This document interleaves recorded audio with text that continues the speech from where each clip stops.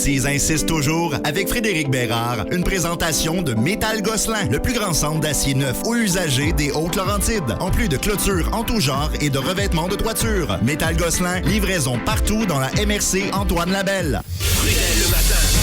La bêtise insiste toujours avec Frédéric Bérard.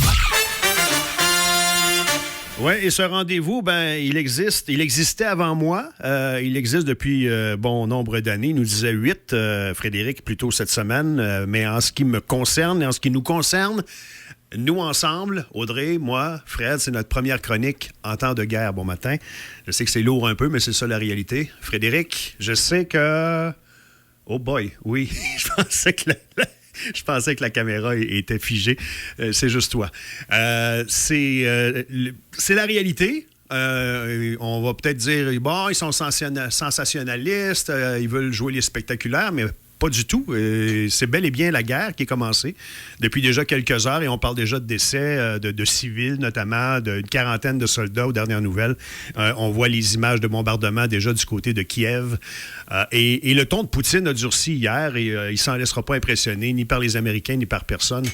Bon matin. Comment tu vis ça? Dur, en fait. Moi aussi. Je ne dis pas qu'on ne le savait pas, là. On en parle, ça fait quoi, 2-3 semaines ensemble, en tout cas au moins 2 semaines. Ouais.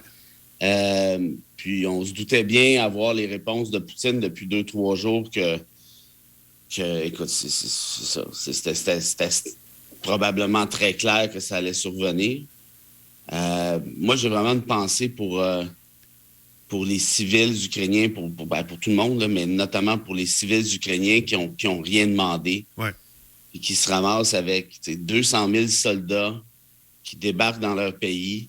On parle de quelques milliers de tanks. Il y a déjà eu, juste avant qu'on entre, je ne sais pas quand est-ce que c'est arrivé, mais je viens de voir des photos du bombardement d'un aéroport.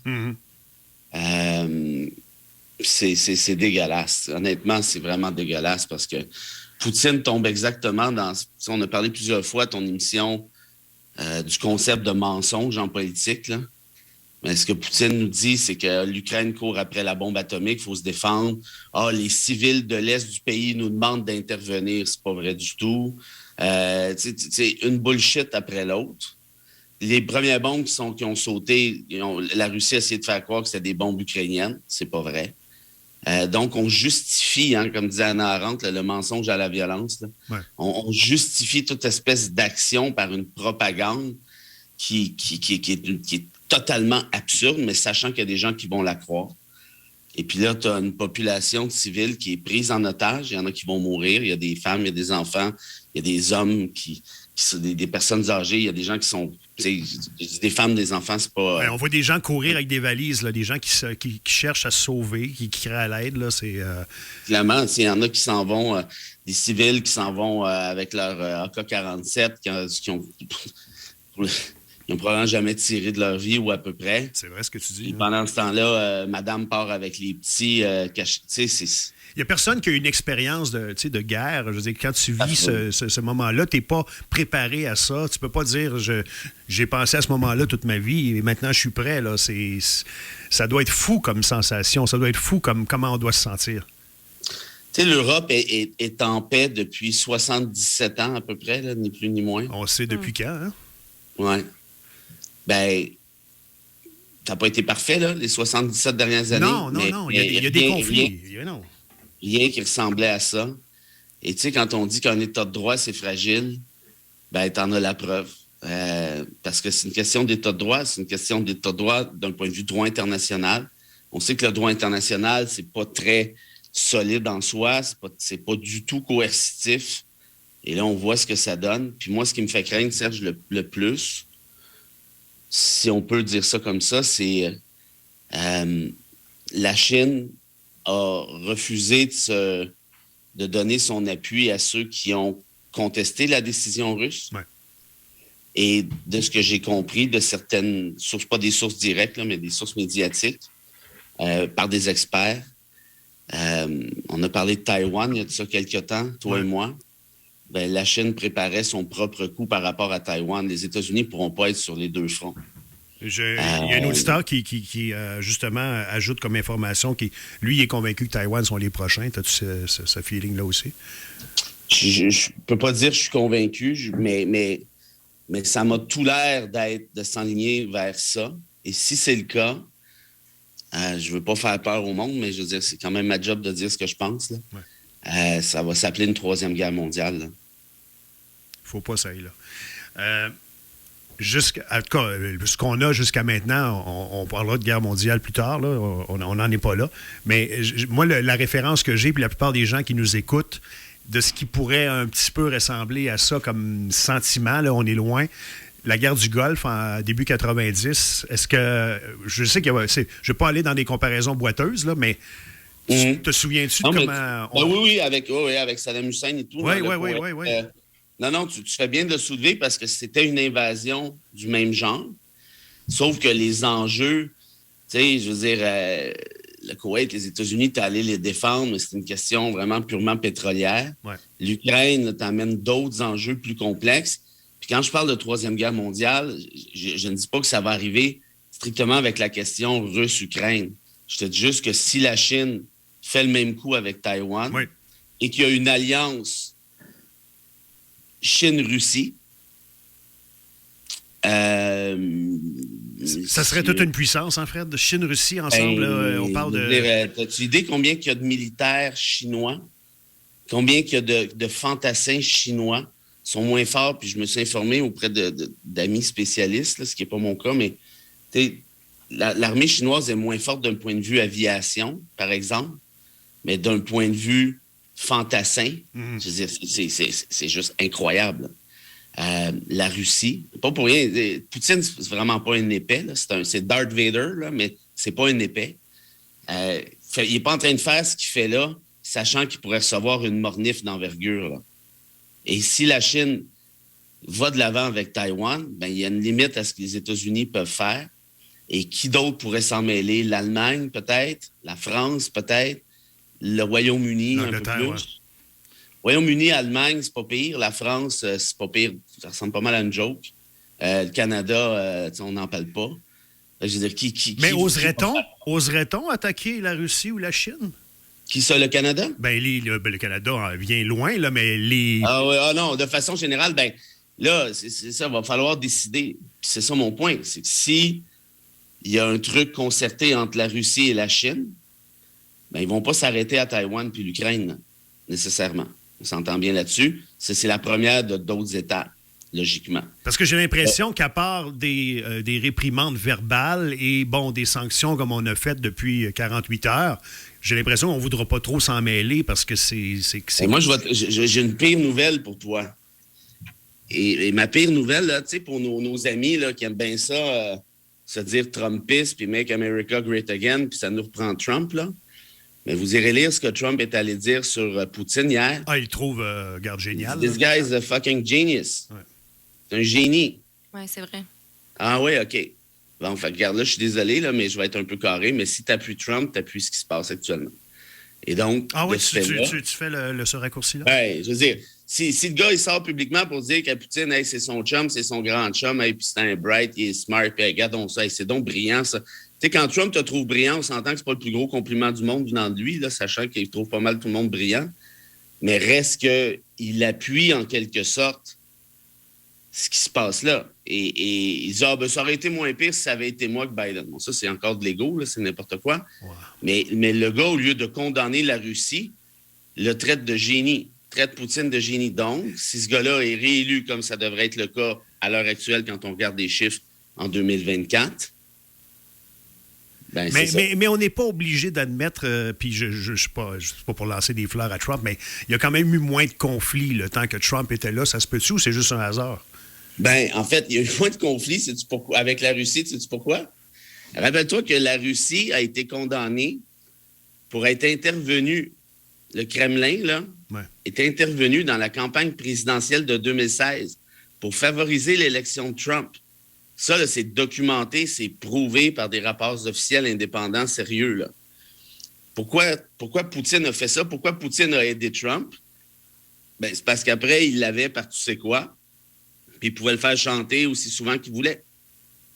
Il y a ça aussi, là. Ouais. Et n'oubliez pas que Poutine, c'est un ancien agent du KGB, des services secrets soviétiques. Oui, tout à fait. Mettez les films de James Bond, là, il y en a un là-dedans que c'est Poutine à chaque fois. C'est le méchant. Et ce gars-là a tenu le président des États-Unis par la paire de ce qui est en bas du nombril pendant 4 ans, et c'est encore le cas aujourd'hui. Et donc, oui, effectivement, tu as raison de dire qu'il n'y a jamais eu, en fait, jamais non, mais il y a eu très peu de conflits dans le temps de Trump, mais Trump, lui, ça ne l'intéressait pas. Ce qui l'intéressait, c'est de continuer de faire de la business pour ses business avec certains pays essentiellement, et puis c'est tout. Or, là, actuellement, il y a une question qui se pose pour Biden, qui est importante. Je n'ai pas besoin de faire un dessin, tout le monde comprend. Est-ce que j'interviens pour l'Ukraine ou pas? Puis si la Chine débarque en Taïwan, est-ce que j'interviens pour Taïwan ou pas? Parce qu'il y a un paquet d'avions actuellement qui sont à Taïwan, des avions américains qui techniquement étaient prêts à intervenir. Mais là, arrive un moment donné où tu vas faire les 2 fronts en même temps. Et l'autre chose, qu'est-ce que la population américaine souhaite? Parce qu'il y a ça aussi, tu as des élections de mi-mandat qui s'en viennent dans peu de temps. Est-ce que pour Biden, ça serait une manière de faire diversion? Oui. Mais là, attaquer, OK, là, j'attaque la Russie, là, j'attaque la Chine. Attends une minute, là, c'est parce que ça commence à être des gros morceaux. Et qui va appuyer qui? Ouais. Est-ce que l'Allemagne donnerait un coup de main par rapport à l'Ukraine? Je pense que oui. Est-ce que le Royaume-Uni, même chose? Je pense que oui. La France, probablement. Mais là, est-ce qu'on va aller à Taïwan aussi? Et qui irait à Taïwan à part les États-Unis? OK. Tu comprends? Oui. Donc, évidemment, là, vous avez compris, là, on peut relaxer quand même un peu. Je suis en train de vous faire le portrait du pire des scénarios, évidemment. Donc, ça, mais c'est ma job de le faire, là. Est-ce que ça va arriver? Je ne le sais pas. Est-ce que je le souhaite? Évidemment pas. Mais est-ce que l'escalade qui est en train de se produire actuellement, écoute, là, tous les pays d'importance en Occident ont dit à Poutine, si tu envahis l'Ukraine, là, il va y avoir des sanctions puis on va se venger. Qu'est-ce qu'il a fait? Il a fait un beau doigt d'honneur et il dit, ah ouais, ben just watch me, regardez ça, je débarque, puis vous arrangerez avec ça. Puis là, qu'est-ce qui arrive? Ben là, ça fait plusieurs fois qu'on leur dit, si tu fais ça, là, ça va mal aller, là. Fais pas ça, là, Poutine, on va se fâcher, là. On va se fâcher, je te le dis. Là, il te fait. Là, on va se fâcher, on se fâchera pas. Tu sais, les sanctions économiques, ça joue des 2 bords aussi, hein. Puis l'ambassadeur russe à Ottawa l'a dit à Mélanie Joly puis à Trudeau, ah ouais, vous voulez vraiment sanctionner la Russie? Parfait, bien, ça va jouer des 2 bords, ça. Et si la Chine est là-dedans, on va trouver ça rough. OK, c'est ça. 90 secondes. Voilà. Oui, on revient dans un instant.